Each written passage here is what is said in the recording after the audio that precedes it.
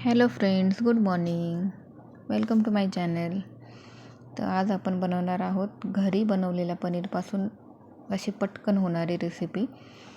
तर इथे मी घेतलेलं आहे तेलामध्ये थोडंसं जिरं टाकलं आहे आणि कांदा टाकलेला आहे मी बारीक कट केलेला, आणि तो कांदा व्यवस्थित लाल होईपर्यंत परतून घ्यायचा आहे. आणि त्याच्यानंतर मी इथे 2 टोमॅटो घेतलेले आहेत, अद्रक आणि लसूण टाकलेले आहे आणि ते वाटून घेतलेलं आहे. आणि हे पनीर मी घरीच बनवलेलं आहे. तर इथे मी ती पेस्ट वाटलेली टाकलेली आहे आणि ती व्यवस्थित लाल होईपर्यंत थोडीशी परतून घ्यायची.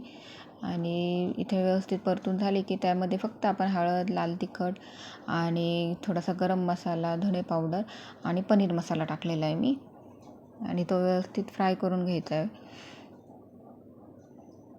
आणि खूप पटकन होणारी रेसिपी आहे ही, म्हणजे खूप काही त्याला मेहनत किंवा खूप जास्त वाटत बसावं लागते असं काहीच नाही आहे. एकदम इझी होणारी रेसिपी आहे.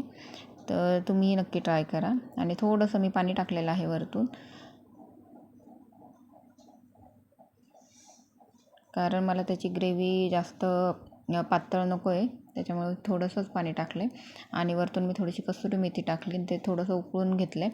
आणि त्याच्यानंतर जे पनीर आहे ते कट करून घेतलं आहे आणि ते मी त्यामध्ये टाकून दिलेलं आहे. आणि 5च मिनटं त्याला उकळी येऊन द्यायची आणि गॅस बंद करून द्यायचा आहे. आणि अशा प्रकारे आपली तयार झालेली आहे पनीरची भाजी.